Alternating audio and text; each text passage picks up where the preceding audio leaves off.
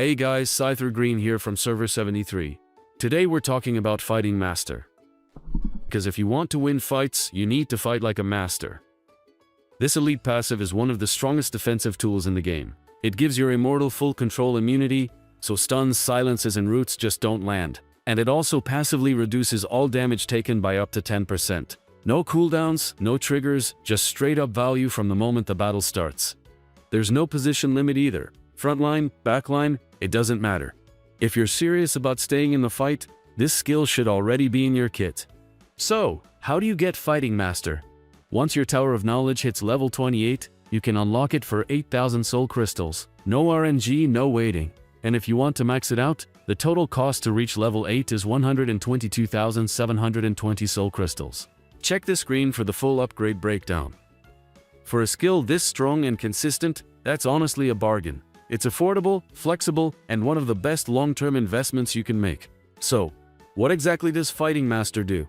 It's a passive skill that activates the moment the battle begins and stays active the entire fight.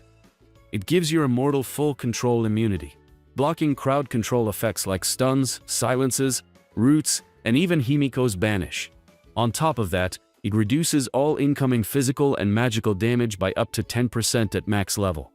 This doesn't apply to true damage though, because nothing reduces that.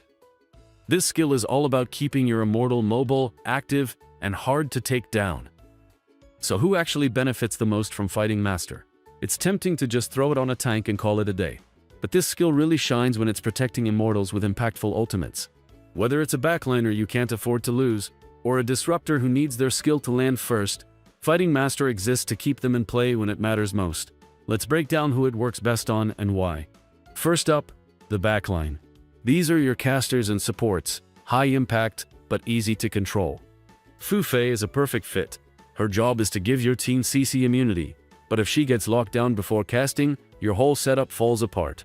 Fighting Master gives her the breathing room to get that ult off and save the team. Himiko is another great option.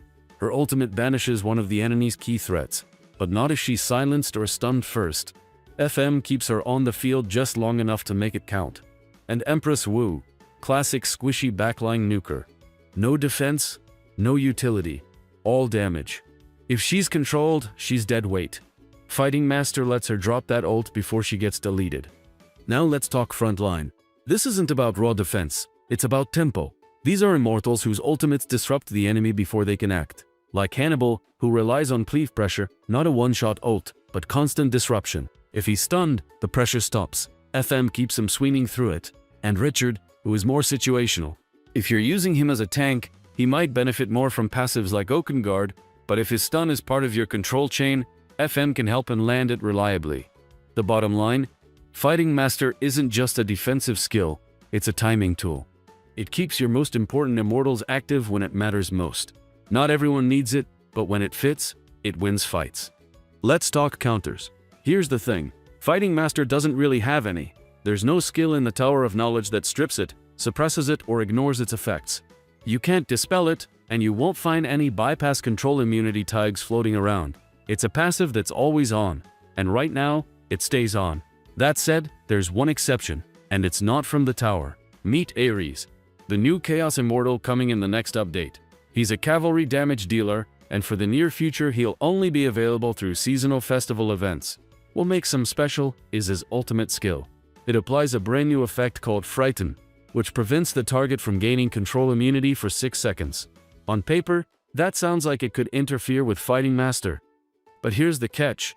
Fighting Master activates at the start of battle and stays active throughout. Frighten doesn't mention removing existing effects, it only says it prevents new immunity from being applied. So whether it can actually disable Fighting Master once it's already active, we don't know yet. That's something we'll have to test when Ares goes live.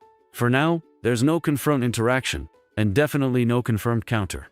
One last thing before we wrap up, how do you even know Fighting Master is working? It doesn't show up in your battle report, and there's no stat line saying immune to stuns. So here's what to look for. Open the battle replay and check your immortal status icons. If Fighting Master is active, you'll see this. A blue icon with a white silhouette and the word permanent.